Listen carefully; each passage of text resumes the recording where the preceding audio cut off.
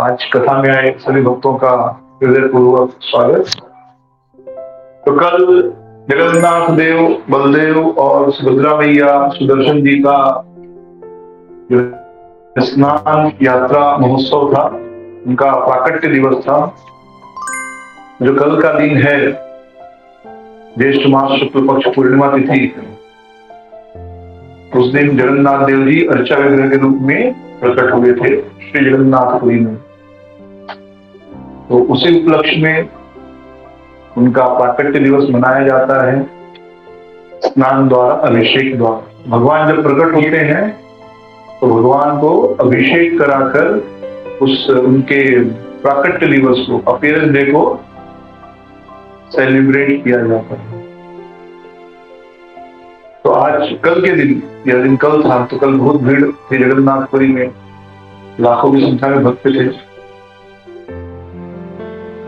स्नान यात्रा के दिन जो वहां पर पवित्र कुआं है, जिसमें सभी पवित्र नदियों का जल है, ब्रह्मांड के सभी पवित्र स्थानों का जल है, उस जल के, उस कुएं के 108 घड़े जल से, और उसमें बहुत अलग अलग प्रकार के सुगंधित द्रव्य डालकर जगन्नाथ जी का अभिषेक किया जाता है। और अभिषेक के पश्चात जगन्नाथ जी को गजवेश, हाथी वेश धारण कराया जाता है। तो हाथी वेश भगवान क्यों धारण करते हैं, ये बड़ी सुंदर कथा है। गणपति भट्ट करके एक भक्त थे, बड़े ही सरल हृदय के, किसी भी प्रकार का छल कपट नहीं, शास्त्रों पर उनको पूर्ण श्रद्धा थी। शास्त्र में जो पढ़ लेते थे उस पर वे आंख बंद करके विश्वास करते थे, यानी उसमें कोई इफ बट नहीं, इतना उनका विश्वास था, श्रद्धा थी शास्त्रों के ऊपर। तो वैसे एक दिन वो ब्रह्मांड पुराण पढ़ रहे थे या ब्रह्म पुराण पढ़ रहे थे, तो वहां पर उन्होंने पढ़ा कि जो परम ब्रह्म है वो कहां प्रकट हुए हैं? पुरी में, नीलाचल धाम में प्रकट हुए हैं। और जो कोई भी एक बार उनका दर्शन कर लेता है उसको मोक्ष मिल जाता है, वो फिर से इस संसार में वापस नहीं जाता। तो बड़े खुश हो गए, यारे भगवान, साक्षात भगवान प्रकट हुए हैं इस संसार में, और उनका दर्शन करना इतना आसान है, तो फिर तो जाना चाहिए। और एक बार दर्शन कर लिया तो मोक्ष भी मिल जाएगा, यानी अब वापस घर पे आना नहीं पड़ेगा, वहीं से भगवत धाम। तो अगर हम सच में विश्वास करते तो फिर नहीं जाते, कह रहे उधर गया तो वापस नहीं है, तो फिर लोग जाते ही नहीं, राइट। अगर आपको पता है कि इस एरिया में एंटर होने के बाद वापस बैक एंट्री नहीं है, बैक डोर मतलब रिटर्न गेट नहीं है, तो कितने लोग टिकट निकालते जगन्नाथपुरी का? हाँ, घर वाले भी नहीं जाने देते, और घर वालों का छोड़ो, हम भी नहीं जाते कि अरे अभी कितना सारा काम पड़ा है। तो उनको पूर्ण विश्वास था कि वहां एक बार चले गए, जगन्नाथ का दर्शन कर लिए, मोक्ष मिल जाएगा। और वे सोचने लगे कि संसार में वास्तव में रखा क्या है। जब तक शरीर स्वस्थ है सब अपने हैं, जिस दिन शरीर छोड़ूंगा कोई साथ में नहीं चलेगा, अकेले ही जाना होगा। और जब तक शरीर स्वस्थ है तब तक ठीक है, जब शरीर बूढ़ा हो जाएगा, किसी कार्य करने लायक नहीं रहेगा, फिर सब लोग इसको बोझ ही मानेंगे, मजबूरी में सेवा करेंगे। तो इससे अच्छा है जगन्नाथपुरी जाता हूँ, जगन्नाथ के दर्शन करता हूँ और मोक्ष मिल जाएगा, चला जाऊंगा, चिंता ही खत्म। तो बड़े विश्वास के साथ वे कर्नाटका में रहते थे, कर्नाटक के ब्राह्मण थे, भट्ट ब्राह्मण, तो वहां से वे निकल पड़े, कहा जगन्नाथ जी के दर्शन करने। तो चलते चलते वे जगन्नाथपुरी 18 नाला आए। तो 18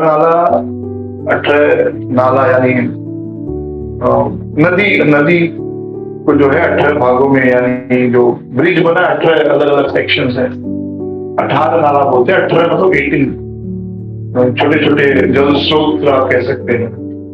तो वो पुरी का एंट्री क्षेत्र माना जाता है। इसके आप इस तरफ आए तो आपने पुरी में प्रवेश कर लिया, नीलाचल धाम में। वहां पर वे प्रवेश के बड़े प्रसन्नता से, उन्होंने क्या देखा कि बहुत से भक्त बहुत खुशी से जगन्नाथ जी का प्रसाद हाथों में लिए मुस्कुराते हंसते बातें करते हुए रिटर्न जा रहे थे। तो इन्होंने पूछा, अरे आप लोग कहाँ गए थे भाई और कहाँ से आ रहे हैं, इतने खुश क्यों है, क्या आपको मिल गया?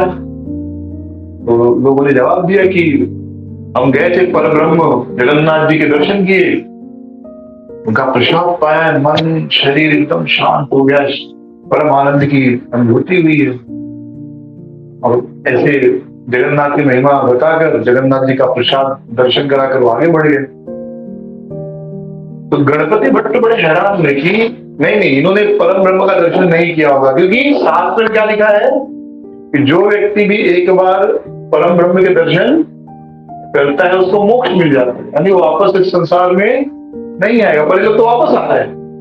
तो इन्होंने कुछ और देखा होगा, और लोगों से पूछते हैं। तो ऐसे वो कई लोगों से पूछे, सब यही जवाब देते थे कि हमने परम ब्रह्म जगन्नाथ के दर्शन किए और उनका दर्शन पाकर हृदय हमारा एकदम प्रसन्न चित्त हो गया, उनका प्रसाद पाकर हमारा मन एकदम आनंद से तृप्त हो गया। तो इस प्रकार सब लोग जवाब दे रहे थे, एकदम कंफ्यूज हो गए कि नहीं, शास्त्र में तो झूठ नहीं लिखा, शास्त्र में लिखा है कि जो कोई भी एक बार परम ब्रह्म के दर्शन करता है वह वापस नहीं आता। फिर से खोले किताब, होता है कभी कभी हम कुछ गलत पढ़ लेते हैं, फिर से खोले शास्त्र ग्रंथ खोले, फिर से देखने लगे, वहां पर तो एकदम स्पष्ट लिखा था कि जगन्नाथपुरी में जगन्नाथ प्रकट हुए नीलाचल धाम में, और जो कोई भी एक बार उनका दर्शन करता है वह वापस नहीं आता, उसको मोक्ष प्राप्त हो जाता है। बेचारे एकदम धोखा में पड़ गए। सब लोग तो उसी जगन्नाथ की बात कर रहे, लेकिन ये तो वापस भी आ रहे, तो कुछ तो गड़बड़ है। अब क्या करूं, शास्त्र की बात तो झूठी नहीं हो सकती, लेकिन ये सब वापस भी आ रहे, प्रत्यक्ष है, सामने में देख रहा हूं ये सब वापस आ रहे हैं, तो शास्त्र की बात तो झूठी हो गई। और जिस चीज पे आप विश्वास करते हैं कई समय तक, लंबे समय तक, अगर आपको पता चले कि वो बात झूठी है, तो सबसे पहले आप उस चीज को नकारने का प्रयास करते हैं कि नहीं, ये झूठ नहीं हो सकता, अब जस्टिफाई करने का प्रयास करते हैं। और जब अंत में प्रूफ भी हो जाता है कि नहीं झूठ है, तो बहुत तकलीफ होती है, और व्यक्ति फिर कहता है जीवन जी के क्या लाभ है, ये अवस्था तक आ जाती है। तो सोचे अब आत्महत्या करो। फिर उनको शास्त्र से याद आया कि आत्महत्या करना गलत बात है, इसलिए बोले आत्महत्या नहीं करेंगे, बोले चलो वापस जाते। लेकिन जगन्नाथ जी का कोई इतना विश्वास वाला भक्त आया और जगन्नाथ जी थोड़े उसको वापस जाने। जगन्नाथ जी वृद्ध ब्राह्मण का रूप धर कर आए, भट्ट जी को पूछे, अरे ब्राह्मण देव, आप बड़े दुखी लग रहे हो, आप बड़े निराश लग रहे हो, आप हताश लग रहे हो, क्या हो गया? जाइए जगन्नाथ परम ब्रह्म प्रकट में नीलाचल धाम में उनका दर्शन कीजिए, वापस क्यों जा रहे हैं आप, और यहाँ क्यों बैठे? जाइए दर्शन कीजिए, प्रसाद खाइए, आनंद कीजिए। तो गणपति भट्ट बोले, नहीं, यहाँ कोई परम ब्रह्म नहीं है। शास्त्र में लिखा है कि जो कोई भी एक बार परम ब्रह्म का दर्शन करता है वह वापस नहीं आता है, या तो सब वापस आ रहे हैं। मतलब शास्त्र की बात झूठी है, या तो परम ब्रह्म नहीं है, या शास्त्र की बात झूठी है, दोनों सच नहीं हो सकता। तो ब्राह्मण देवता जो थे, वृद्ध ब्राह्मण जगन्नाथ जी, वो कहते हैं कि जगन्नाथ जी का एक नाम क्या है? कल्पतरु, वांछा कल्पतरु, यानी जो आपकी इच्छाओं को पूर्ण करने वाले हो, यह भी उनका एक नाम है। तो जितने लोग वापस जा रहे हैं वे इसी इच्छा से आए थे कि जगन्नाथ जी के पास आएंगे, अपने मन की इच्छा बताएंगे, उनके दर्शन करेंगे और वापस चले जाएंगे। तो ये सब आए ही है वापस जाने के लिए, इसमें से मोक्ष पाने के लिए नहीं आया। तो जब मोक्ष पाने के लिए नहीं आया तो जगन्नाथ जी कैसे जबरदस्ती उनको मोक्ष दे दें? गलत बात है ना। जबरदस्ती आप बोलो चलो भगवत धाम, तो अगर आपकी इच्छा नहीं, जबरदस्ती कृष्ण बुला रहे तो तकलीफ होगी, उनको कष्ट होगा। ये तो आएंगे वापस जाने के लिए, ये वापस जा रहे हैं। तो ये कहा, हाँ ये बात तो लॉजिकल है कि भाई जिस भाव से आए थे भगवान ने उनकी इच्छा पूरी की, तो वो खुशी खुशी गया जगन्नाथ जी का दर्शन करने। और संयोग से उसी दिन ज्येष्ठ मास शुक्ल पूर्णिमा थी, ज्येष्ठ मास शुक्ल पक्ष पूर्णिमा तिथि। जैसे हम बोला 15 मई, 15 जून, 20 जून, 20 जुलाई, वैसे वैदिक तिथि कैसे बताते हैं? ज्येष्ठ शुक्ल पूर्णिमा, ज्येष्ठ शुक्ल एकादशी या माघ कृष्ण एकादशी, मतलब माघ मास कृष्ण पक्ष एकादशी, ये वैदिक वे है दिन बताने का। जैसे किसी का जन्मदिन जन्माष्टमी जैसे है, तो कौन सा महीने में आती है जन्माष्टमी? माघ। तो हमको वैदिक महीने याद नहीं, तो समझो माघ महीने में, उदाहरण के लिए। तो माघ कृष्ण अष्टमी, ये भगवान का क्या है? जन्म दिवस है। हम अपना जन्म दिवस कैसे याद रखते हैं? 5 मई को है, 3 फरवरी को है, ऐसे याद रखते हैं ना। लेकिन ये इंग्लिश में है, वैदिक कैलेंडर में कैसे याद होता है? जैसे कल स्नान यात्रा थी, तो वो कैसे कैलकुलेट होता है? ज्येष्ठ शुक्ल पूर्णिमा, यानी ज्येष्ठ मास शुक्ल पक्ष पूर्णिमा तिथि के दिन हर साल किसी दिन स्नान यात्रा होता है। जब वैदिक कैलेंडर देखेंगे तो ज्येष्ठ मास शुक्ल पक्ष पूर्णिमा तिथि के दिन एकादशी होगा, अगर आपका वैदिक कैलेंडर है तो। बड़े प्रसन्न हुए उस दिन ज्येष्ठ शुक्ल एकादशी पूर्णिमा थी, स्नान यात्रा का दिन था। लाखों भक्त भारत के कोने कोने से आए थे जगन्नाथ का दर्शन करने, और बड़े बड़े जो पंडा थे, उनके सेवाधारी थे, बड़े बड़े मटकों में जल भरकर भगवान का अभिषेक कर रहे थे। बढ़िया कीर्तन हो रहा था, लोग आनंद कर रहे थे, नृत्य कर रहे थे। तो गणपति भट्ट का ऐसी धारणा थी कि परम भगवान जो है, परम ब्रह्म, वो किस स्वरूप में होगा? वो गज वेश में होगा, गणपति वेश में। उनकी सूंड होगी, गणपति जी की सूंड है ना, उनकी सूंड होगी। लेकिन यहाँ जगन्नाथ को सूंड तो दिख नहीं रही थी, ना दांत दिख रहा था। वो ध्यान से दिख, बोले नहीं, कुछ तो गड़बड़ है, ये परम ब्रह्म नहीं है। क्योंकि परम ब्रह्म कैसा होना चाहिए? गणपति वेश में, गज वेश में, उनको सूंड होनी चाहिए, दांत होना चाहिए, कुछ तो गड़बड़ है। तो बड़े उदास होकर वापस जाने लगे। इतने दूर से आया अपने गांव कर्नाटक से जगन्नाथपुरी, लेकिन ब्रह्म के दर्शन नहीं हुए। वापस जब जाने लगे तो फिर भगवान इस बार स्वयं ना आकर जो राजा का प्रतिनिधि होता है उसे भेजा, जाओ मेरा भक्त आया, उसको बताओ कि मैं ही परम ब्रह्म हूं। वो मेरा गजवेश में दर्शन करना चाहता है, और उसे बताओ कि इस बार आएगा तो वह मुझे गजवेश में देख पाएगा, मेरा गणपति स्वरूप का गज स्वरूप देख पाएगा, हाथी भाव स्वरूप। तो जो राजा के प्रतिनिधि थे, वो दियार कहते हैं उनको, वो गए, उन्होंने उस ब्राह्मण से कहा, अरे इतना सुंदर स्नान यात्रा चल रही है परम ब्रह्म की, आप वापस क्यों जा रहे हैं? तो गणपति भट्ट बहुत गुस्से में आ गया, अरे कोई परम ब्रह्म नहीं है। परम ब्रह्म कैसा होना चाहिए? गजवेश में होना चाहिए। उसके उसका शरीर, उसका चेहरा कैसा होना चाहिए? गणपति जैसा, सूंड होनी चाहिए, गजराज जैसा होना चाहिए। वो तो कोई गजराज जैसे नहीं दिखते।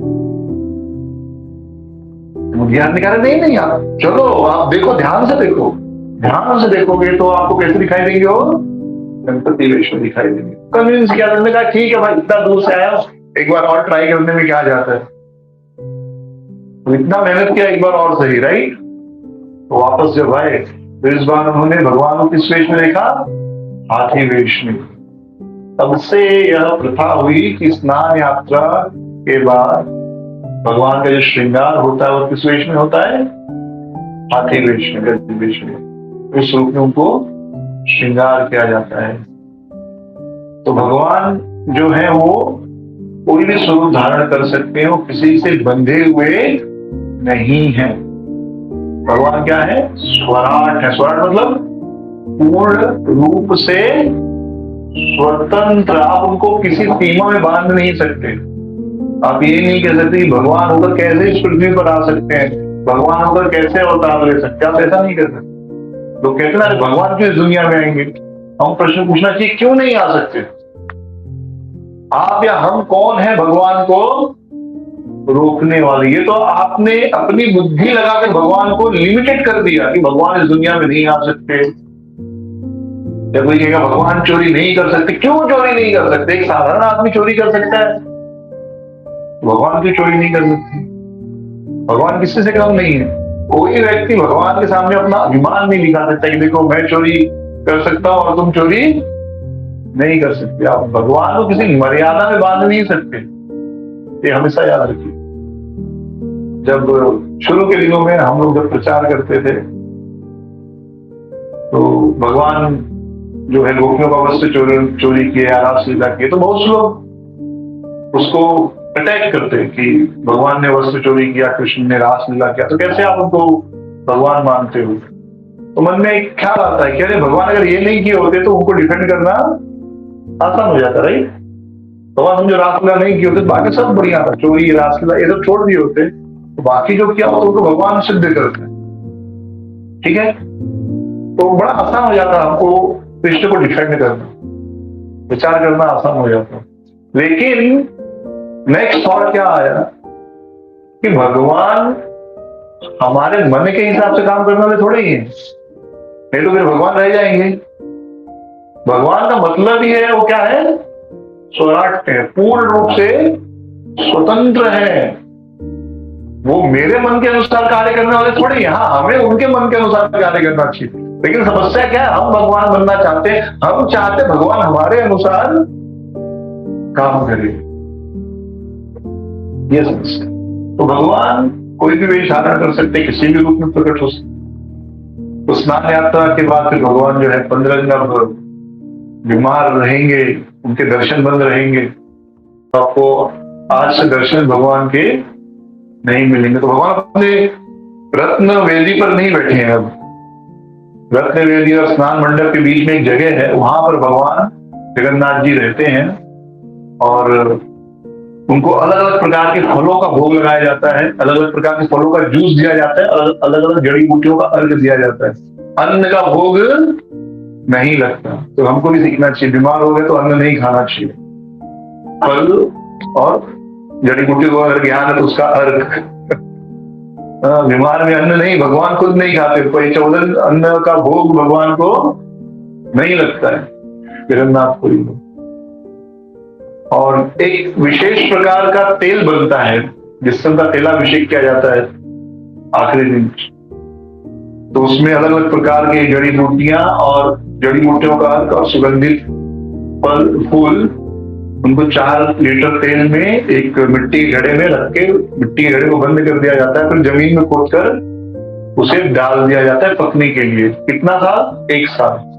जो हेरा पंचमी है उस दिन यह विधि होती है, और फिर 1 साल बाद, यानी लगभग 1 साल बाद, कुछ दिन पहले ये निकाला जाएगा तेल और भगवान का अभिषेक होता है। भगवान के शरीर का फिर, क्योंकि स्नान कराया गया है तो शरीर थोड़ा रंग थोड़ा फीका पड़ जाता है, और 1 साल तक डेंटिंग पेंटिंग कुछ होती नहीं, क्योंकि वो किसका शरीर बना है? भगवान का, दारू का, मिट्टी का। डेंटिंग पेंटिंग भी आवश्यक है। तो भगवान का पेंटिंग वगैरह होता है, और आंखों की पेंटिंग होती है। तो आंखों की पेंटिंग जो प्राण प्रतिष्ठा विधि है उसमें हम लोग जब विधि करते हैं, मैं छोटा घर में भी करता हूँ जब भी, और मंदिर में जब भी होता है जब, तो तुलसी का डंठल लेकर लेफ्ट आंख में तुलसी के डंठल और शहद से पेंटिंग की जाती है, और राइट आंख में किससे? तुलसी का पत्ता, तुलसी का डंठल में घी। इससे दोनों आंखों में लगाया जाता है, नेत्रोन्मिलन बोलते हैं। उस दिन से माना जाता है भगवान की प्राण प्रतिष्ठा हो गई, भगवान फिर जीवंत हो जाते हैं। जीवंत इन द सेंस वो मूर्ति स्वरूप में, अगर वो मिट्टी या लकड़ी या पत्थर में रहते, वो साक्षात क्या है? परम ब्रह्म है। तो इसी से जुड़ी एक और कथा है जो हम अभी श्यामानंद पंडित के बारे में सुनेंगे। इस प्रकार 14 दिन तक भगवान जो है बंद रहते हैं। तो अच्छा, कृष्णदास कविराज गोस्वामी लिखते कि वास्तव में भगवान वहां पर राजा है, जगन्नाथ जी। वहां पर जगन्नाथ जी का मंदिर अलग है, लक्ष्मी जी का मंदिर अलग है। जगन्नाथ जी बलदेव और सुभद्रा के साथ है, लक्ष्मी जी अलग है। और राजा है तो सबके सामने पत्नी से नहीं मिलता। सभ्य समाज में पति पत्नी सबके सामने हाथ नहीं पकड़ते, गले में हाथ डालकर नहीं घूमते सभ्य समाज जो है, ठीक है। पशुओं के समाज में पशु कैसे भी रहे, लेकिन जो सभ्य लोगों का समाज है, पति पत्नी डिसेंटली रहते लोगों के साथ। इसलिए भगवान सबके सामने नहीं रहते साथ में। 15 दिन भगवान अकेले में अपनी पत्नी लक्ष्मी के साथ रहते हैं और स्वकीय रस का आनंद उठाते हैं। और इस दिन भगवान तो फिर जब स्थापना होती है, तो वास्तव में स्नान यात्रा के दिन भगवान की जब स्थापना होती है, स्नान करने के दिन भगवान कहाँ देखने लगते हैं? सुंदराचल की ओर, वृंदावन की ओर। इनके मन में आने लगता है गर्लफ्रेंड से मिलने जाना है, तो प्लानिंग स्टार्ट कर देते हैं। 15 दिन के बाद रथ यात्रा होगी तो मैं कहाँ जाऊंगा? अब यहाँ से वृंदावन जाऊंगा। ये बड़ी सुंदर भगवान की लीलाएं हैं, भक्तों के हृदय को आनंद प्रदान करने वाली हैं, और इन लीलाएं नित्य वैकुंठ में होती हैं, गोलोक में होती हैं। श्रीमद् भागवतम में बताया गया नित्य उत्सव। वैकुंठ का वर्णन करते हुए सुखदेव गोस्वामी क्या कहते हैं? नित्य उत्सव। वैकुंठ में क्या होता है? रोज फेस्टिवल होते हैं। तो एक दिन नहीं, रोज। इसलिए कोई चिंता नहीं होती कि आज का फेस्टिवल हो गया, अभी कल फिर से ऑफिस जाना है, फिर से काम धंधा वाइंड अप करना है, वो सब चिंता नहीं हो। बड़े खुश है कि कल भी सुबह उठकर क्या करना है? फेस्टिवल करना है। तो अब भगवान 15 दिन के बाद रथ पर बैठेंगे, जीवों का उद्धार करेंगे। ये तो बाहर का कारण है। आंतरिक कारण क्या है कि रथ पर बैठकर वो कहाँ जाएंगे? वृंदावन जाएंगे। वृंदावन जाकर श्रीमती राधा रानी से मिलेंगे, अपनी गोपियों से मिलेंगे, और जो है परकिया रस का आस्वादन करेंगे। पर हमारे लिए तो यही है, जगन्नाथ जी रथ पर बैठेंगे और हम पर अपना दृष्टिपात करेंगे, हमारे हृदय को शुद्ध करेंगे, हमारे हृदय को अपनी ओर आकर्षित करेंगे, ताकि हम उनकी प्रेम भक्ति कर सकें। तो आज श्यामानंद पंडित का आविर्भाव दिवस है। आविर्भाव है, आविर्भाव, तिरोभाव। ओके, तो आज श्यामानंद पंडित जी का तिरोभाव दिवस है। श्यामानंद पंडित प्रभु जो है, उनका जो बचपन में नाम था वो दुखी, ताकि वो बड़े गरीब परिवार से थे और माता पिता ने बड़े दुख से उनको पाला, तो उनका नाम ही रख दिया दुखी। आज हमको लगे कि ये अजीब से नाम कैसे कोई रखता है, लेकिन आज से 30-40 साल पहले लोगों के नाम ऐसे होते थे। हाँ, जलेबी भी नाम मिल जाएगा, फाफड़ा भी मिल जाएगा, ऐसे भी नाम मिल जाएंगे, तोता नाम भी मिल जाएगा। ये सब नाम आज भी रखेगा क्या? तोता नाम में नाम मिलेगा। और पुराने नाम बड़े बड़े फनी होंगे। पुराने नाम याद है किसी को? पुराने नाम में बड़े अजीब अजीब नाम। हाँ, तो पुराने समय में ऐसा नाम रखते थे लोग। दुखी राम और कुछ तो याद है? पुराने नाम ऐसे फनी होते थे, वो मतलब हमको फनी लगते थे, उसका फनी नहीं थे वो नेचुरल। ऐसे कुछ भी नाम पड़ गया। हमारे यहाँ एक आदमी रहता, उसकी दाढ़ी बड़ी हुई, उसका नाम रख दिया दाढ़ी। आज भी मिलता है, दाढ़ी बुलाते हैं उसको, दाढ़ी। मतलब दाढ़ी कोई नाम है क्या? तो हमारे एरिया में पहला वो आदमी है पूरी फुल दाढ़ी लगी थी। हाँ, वो नाम ही रख गया दाढ़ी। वो शेव नहीं किया मूछ में, फिर भी उसका नाम ही हो गया दाढ़ी। तो ऐसे होता है, पहले ऐसे ही नाम होते थे, लोग बिंदास रहते थे, कोई चिंता नहीं। अब बहुत सोचना पड़ता है क्या नाम रखे। आजकल दीक्षा के समय में लोग परेशान रहते, पता नहीं गुरु महाराज कौन सा नाम दे देंगे, एक नाम नहीं दिए तो क्या। इनफैक्ट हम जाके बोलते महाराज जी थोड़ा नाम फिर से बदल सकते हैं। और बच्चों का भी नाम रखवाने जाते हैं तो गुरु महाराज बोलते, मतलब पहले तो ऐसे ही बोलते थे महाराज आप नाम रख दो, महाराज नाम रख दिए, पसंद नहीं आता तो परेशान हो जाते थे।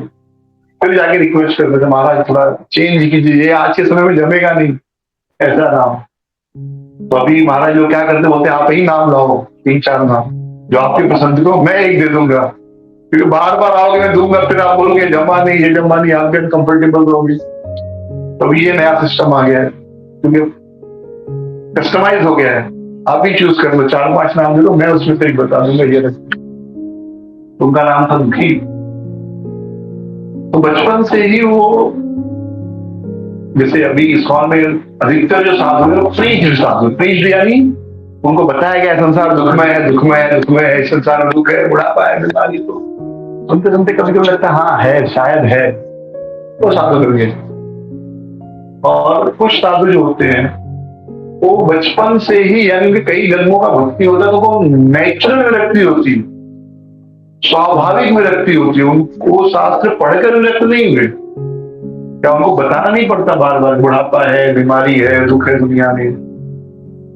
तो ये 2 प्रकार का वैराग्य होता है। दोनों ठीक है, दोनों में जरूरत नहीं, पर अधिकतर आपको जो है ऐसे मिलेंगे जो पढ़कर कहते हैं हाँ बराबर है, दुनिया में कुछ नहीं रखा है, भक्ति करना चाहिए, और वो भक्ति की ओर आकर्षित होते हैं, तो खुश होते हैं। जो कई जन्मों का उनका भक्ति है और अब उनको फाइनल जन्म है, शायद 1-2 जन्म और मैक्सिमम, तो शुरू से ही विरक्त होते हैं। तो उनको आप देखोगे तो बचपन से ही उनका व्यवहार अलग रहता है। बचपन से ही उनको शास्त्र पढ़ने में रुचि थी, सामान्य बच्चों की तरह खेलते नहीं थे, मौज मस्ती नहीं करते थे, और हमेशा उनके मन में इच्छा रहती थी कि मुझे चैतन्य महाप्रभु के दर्शन हो, कब काश उनका दर्शन कर पाता। कभी कभी बहुत दुखी होते थे कि मेरा जन्म उस समय कब क्यों नहीं हुआ जब चैतन्य महाप्रभु स्वयं इस धरातल पे थे। तो चैतन्य महाप्रभु की कृपा के अभिलाषी थे। फिर उन्हें ज्ञात हुआ कि बिना गुरु के गौरांगी की कृपा नहीं प्राप्त होगी, बिना गुरु के चैतन्य महाप्रभु कृपा नहीं करते। रघुनाथ दास गोस्वामी इतने विरक्त थे, चैतन्य महाप्रभु के चरणों के प्रेमी थे, लेकिन उन पर भी चैतन्य महाप्रभु ने सीधे कृपा नहीं की। 2 बार उनको वापस भेज दिया। कितने बार? 2 बार। 2 बार रघुनाथ दास गोस्वामी ने समर्पण किया चैतन्य महाप्रभु, ये दोनों बार महाप्रभु ने कहा कि अभी आपका उचित समय नहीं आया है। फिर जब उन्होंने समर्पण किया, शरण ली नित्यानंद प्रभु की, जो कि आदि गुरु हैं, तो नित्यानंद प्रभु ने उनको कहा कि भाई तुम तो चोर हो, चोरी करने आए थे। चैतन्य महाप्रभु किसकी प्रॉपर्टी है? मेरी प्रॉपर्टी है, तुम ऐसे ही चुरा लेना चाहते थे, तो इसलिए आपको क्या मिलेगा? दंड मिलेगा, पनिशमेंट मिलेगा। क्या पनिशमेंट? तो वो जगह क्या थी? बंगाल। बंगाली लोगों का फेवरेट आइटम क्या है? दही चीड़ा, दूध चूड़ा, मूरी, राइट। तो मूरी बहुत गरीब लोग खाते हैं, दूध थोड़ा महंगा आइटम है, दूध दही, तो दूध थोड़ा अपग्रेडेड वर्जन है। तो नित्यानंद ने कहा कि देखो मेरे जितने भक्त हैं, और सात्विक फूड है, तो जितने मेरे लोग भक्त हैं सबको आपको क्या खिलाना है? दही चीड़ा खिलाना है। ये आपका क्या है? पनिशमेंट है।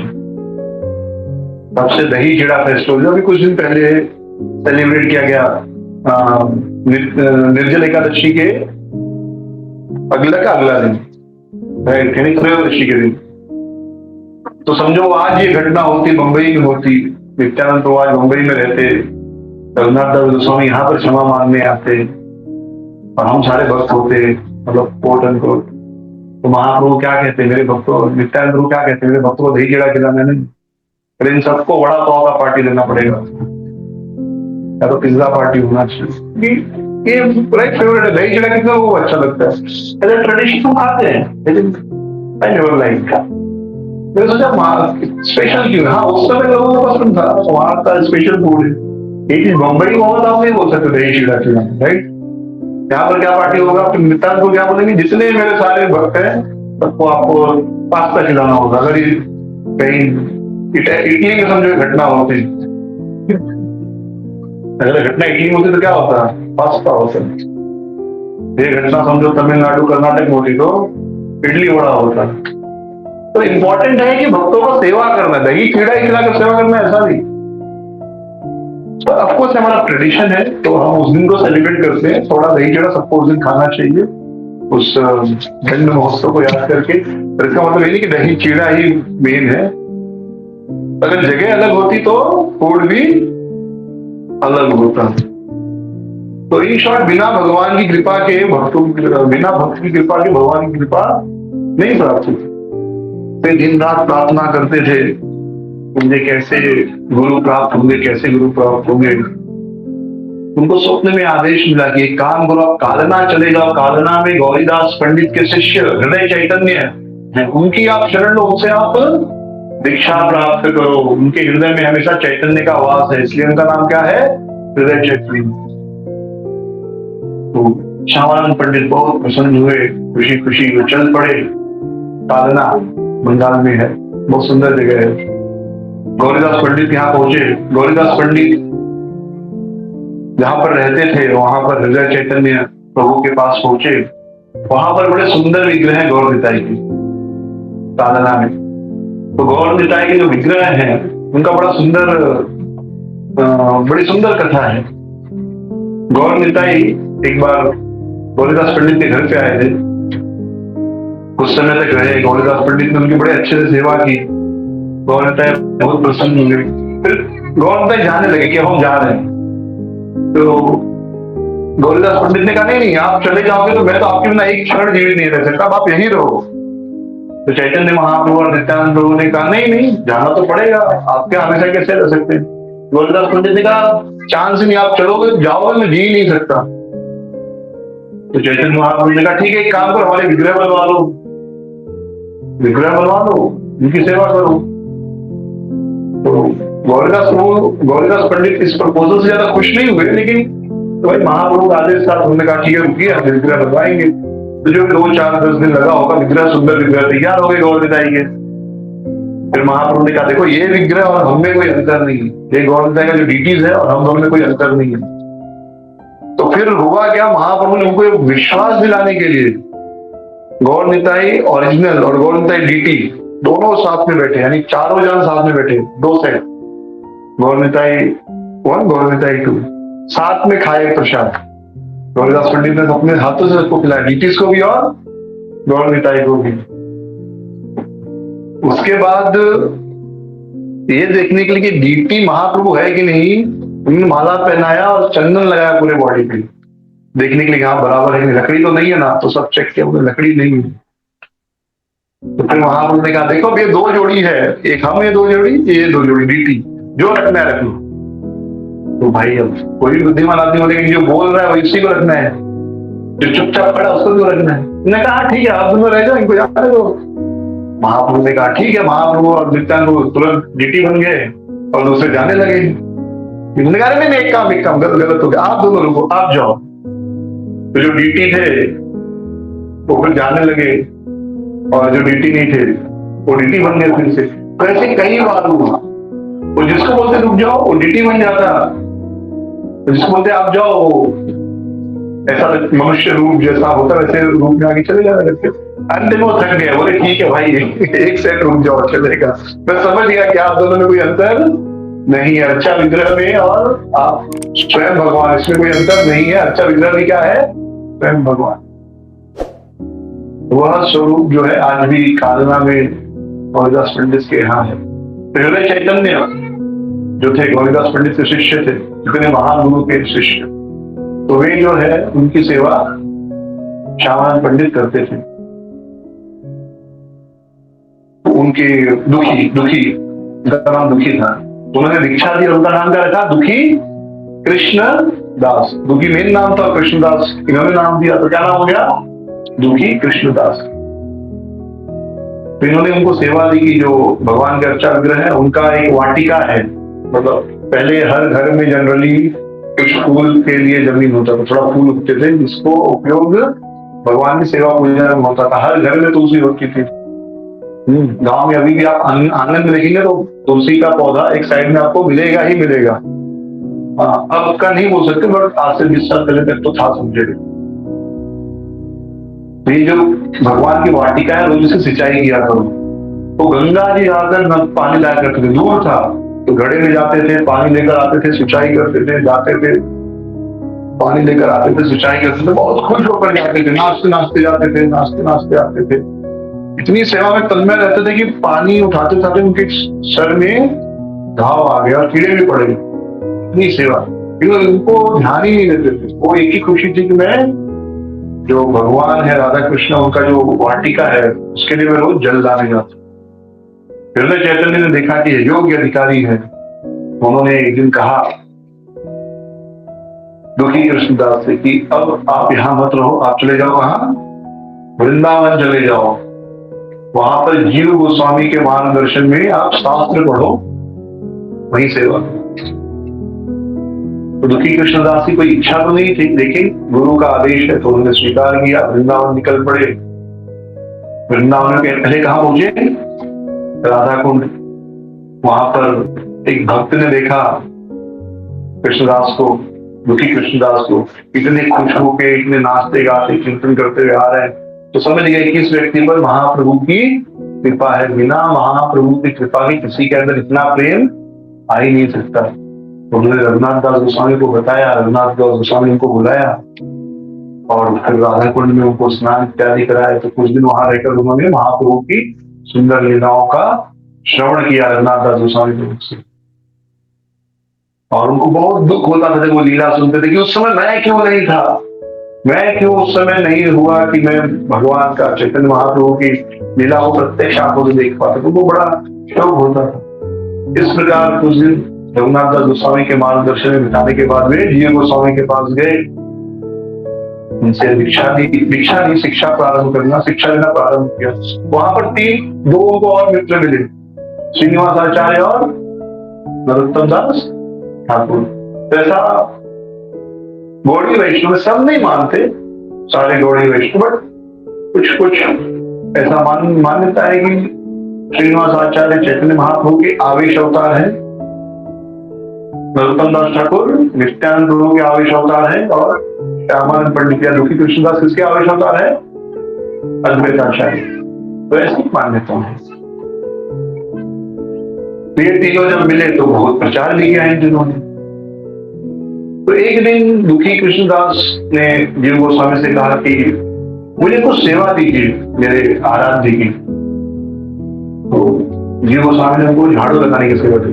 अभी हमको कोई झाड़ू लगाने की सेवा देगा तो हम क्या कहेंगे, ये तो कोई भी कर सकता है, हमको कुछ बड़ा सेवा दो मैनेजमेंट का, जिसमें हमारी बुद्धि लगे, जिसमें हम कुछ कर पाए बड़ा स्तर पे, और ऐसी कुछ सेवा दी, झाड़ू मारने की सेवा।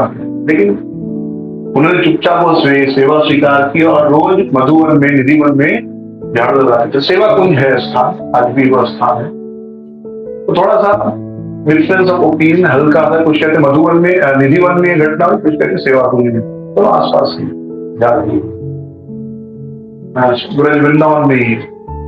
तो रोज सेवा करते थे, झाड़ू लगाते थे कई सालों तक, एक दिन में नहीं हुआ, कई सालों तक वो सुबह उठकर पूरा निधिवन या सेवा कुंज को स्वच्छ किया करते थे, झाड़ू लगाते थे। ये मत सोचिए 2 दिन का भक्ति से भगवान मिल जाएंगे, ये याद रखिए। शास्त्र में पढ़ते ना 100 साल तपस्या की, देवताओं के 100 साल तपस्या की, 1000 साल तपस्या की, यानी तपस्या लंबे समय तक करने के बाद ही भगवान मिलते हैं। तो इस प्रकार सेवा करते करते एक दिन उनका भाग्य जगा, उन्होंने एक कोने में देखा तो वहां पर उनको एक नुपुर मिला। नुपुर इतना चमक रहा था, उतना तेजस्वी था, एकदम प्रसन्न हो गए। उस नुपुर को छूते उनके हृदय में एकदम परम आनंद की अनुभूति हुई। ऐसा लगा कि जैसे राधा कृष्ण के लिए उनका प्रेम कई हजारों करोड़ों गुना बढ़ गया, इतने आनंदित हो गए।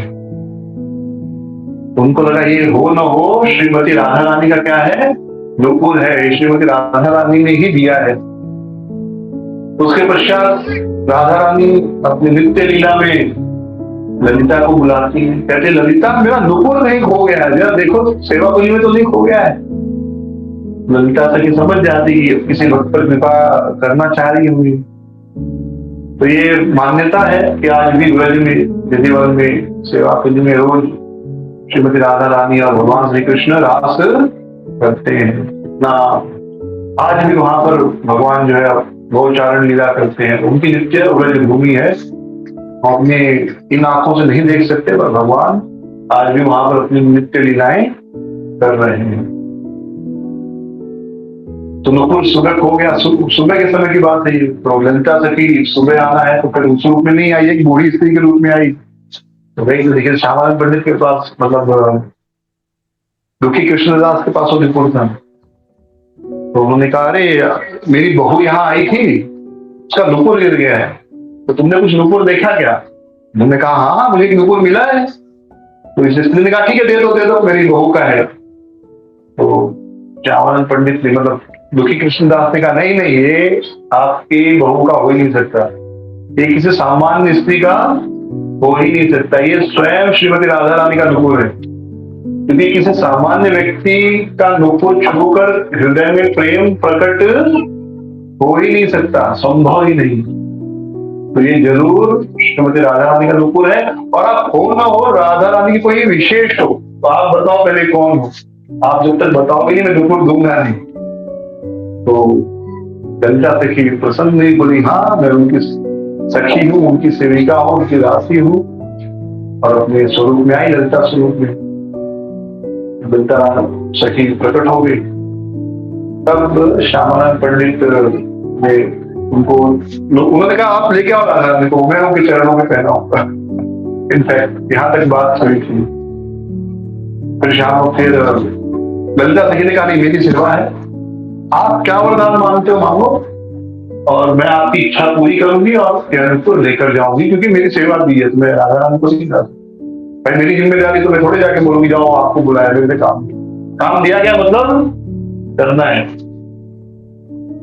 तो श्यामानंद पंडित ने उनसे कृपा प्रार्थना की कि मुझे राधा रानी का प्रेम प्राप्त हो, भगवान श्री कृष्ण का प्रेम प्राप्त हो, कृपा प्राप्त हो। तो ललिता सखी ने उनको आशीर्वाद दिया और नुपुर जो उनके माथे पर ऐसे लगाया तो निशान बन गया। तो आज भी आप देखेंगे कि श्यामानंद जी उनका तिलक थोड़ा अलग होता है। हम लोग ऐसा वैष्णव तिलक लगाते, उनका तिलक कुछ ऐसे ही लगाते हो।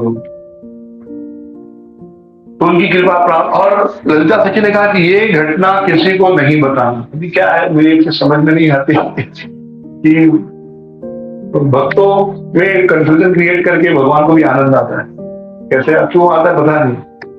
तो और भगवान, कल मैं मेरे भतीजे से बात कर रहा था अलग अलग फिलोसफीज के ऊपर, मैं उसको कहा एक ही चीज कि देख, सारा फिलोसफी अल्टीमेटली फेल हो जाता है। आप जो कर्मा फिलोसफी, टेस्ट फिलोसफी, ये सब फिलोसफी अल्टीमेट आप सबका काउंटर क्वेश्चन पूछ सकते हो, चाहे आप वैष्णविज्म का फिलोसफी लो, चाहे क्रिश्चियन का फिलोसफी या मुस्लिम का फिलोसफी, बट एक ही फिलोसफी अल्टीमेट काम करती है, क्या? भगवान का टाइम पास है। क्या भगवान का टाइम पास, जिसको क्या कहते हैं? लीला कहते हैं। भगवान का टाइम पास को हम पास टाइम कहते हैं, लीला। बस उसी के ऊपर आप बाकी हर चीज का आंसर दे सकते हो। नहीं तो कोई भी आंसर जो है कर्म का, चाहे आप बोलो कर्म का सिद्धांत है, वो सब अल्टीमेटली फेल हो जाएगा, क्योंकि अंतिम में आदमी बोलेगा हाँ इसके बाद मेरे पास जवाब नहीं। चाहे कर्म का हो, जैसे कोई कहेगा मैं गरीब क्यों बना, हम बोलेंगे आपको कर्म अच्छा, पिछले जन्म ने बुरा कर्म क्यों किया, आप लोग उससे पहले का बुरा कर्म, तो उससे पहले क्यों बुरा कर्म किया, जब पहली बार तब कौन सा बुरा कर्म किया था। तो लाइक अल्टीमेटली ये फिलोसफी काम नहीं करती। अल्टीमेटली एक ही फिलोसफी काम करती है, कृष्ण अनेक खेला सर्वश्रेष्ठ नर लीला नर वक्त तार स्वरूप। सब कुछ क्या भगवान का खेल है, उसके अलावा बाकी सब चीज एक समझने के लिए अच्छा है, बट अल्टीमेटली तो बस भगवान को खेलना रहता है, खेल रहे हैं। उनके सखा सखियां खेल रही हैं, उनकी सहचरी, उनकी नित्य सहचरी से उनकी राधा रानी खेल। तो उन्होंने कहा किसको बताना नहीं है। श्यामानंद पंडित ने कहा ठीक है नहीं बताएंगे। अभी जब आए उन्होंने जीव गोस्वामी को प्रणाम किया, जीव गोस्वामी को सब बताया, क्योंकि जीव गोस्वामी को बताने के लिए कहा था, बस जीव गोस्वामी को बताया। अब सबने क्या देखा, बाकी वैष्णव ने, इनका तिलक बदल गया है। तिलक बदल गया मतलब गुरु बदल गया, राइट। और कल से मैं ऐसा तिलक लगा के आऊं प्रभु, एक बार डाउट है ना क्या हो गया, तो कुछ तो गड़बड़ है। तो त्रिपुट लगा के कल से आने लगो, रुद्राक्ष मोटा वाला पहन के, एक बार सबके मन में आएगा राइट, कुछ तो हुआ है क्या, कोई इस्कॉन में नहीं है क्या, होगा कि नहीं। या कोई भी आप में से कोई भक्त जो त्रिपुट लगा के आए, बड़ा वाला ऐसा, फिर रुद्राक्ष माला पहन के आए, हाथ में डमरू को लेके घूमे, थोड़ा तो आएगा, कुछ तो गड़बड़ है राइट, होगा ना। तो ऐसे सबके मन में आया कि लगता है अपना गुरु बदल दिया, गुरु बदल दिया, इसलिए जो है क्या कहते हैं, इनका तिलक बदल गया, वेश बदल गया। हृदय चैतन्य जो कि गुरु थे, वो भी वृंदावन में आज उस पर काफी चर्चा हुई और सब निंदा करने लगे इनकी, इसकी श्यामानंद पंडित। तो उनका नाम श्यामानंद क्यों पड़ा, क्योंकि उन्होंने श्यामा को आनंद दिया। एक ये अंडरस्टैंडिंग देते हैं, श्यामा को आनंद दिया, इसलिए वो ललिता सखी उनका नाम उस दिन से क्या रख दिया था, श्यामानंद। क्योंकि वो रोज जो है सेवा करने में सेवा करते थे, राधा रानी को आनंद देते सेवा द्वारा। तो फिर इनको भी बुरा लगा श्यामानंद पंडित को कि मैंने तिलक नहीं चेंज करना चाहिए। तिलक को मिटाने की कोशिश करते थे, जितना कोशिश करते थे तिलक उतना और ज्यादा क्लियर दिखने लगता था, उतना और ज्यादा। अंत में उनको ये संदेश मिला, दिव्य संदेश उन्होंने सुना, इसको मिटाने की कोशिश मत करो, ये श्रीमती राधा रानी की आपके ऊपर विशेष कृपा है। तब से श्यामानंद संप्रदाय चला। और उसके बाद आगे की कथा आती है कि कैसे जीव गोस्वामी ने ग्रंथों का प्रचार करने के लिए श्रीनिवास आचार्य, नरोत्तम दास ठाकुर और श्यामानंद पंडित को भेजा, जाओ और बंगदेश यानी बंगाल और उड़ीसा, यहाँ जाकर ग्रंथों का प्रचार करो। रास्ते में ग्रंथ चोरी हो गए, श्रीनिवास आचार्य ग्रंथों के लिए रुक गया और उन्होंने नरोत्तम दास ठाकुर और श्यामानंद पंडित को आगे भेज दिया। तो श्यामानंद पंडित ने यहाँ पर बहुत सेवा की, बहुत प्रचार किया। कहा? उड़ीसा में। और उनके वो सबसे जो मेन डिसाइपल थे वो कौन थे? रसिकानंद। उन्होंने बहुत सहयोग किया और उन दोनों के प्रयास से उड़ीसा में गौड़ी वैष्णव पद का बहुत प्रचार हुआ। तो वहां पर एक डाकू था, तो वो डाकू स्पेशल डाकू था, कुछ नाम नहीं आ रहा, नरसिंहपुर में।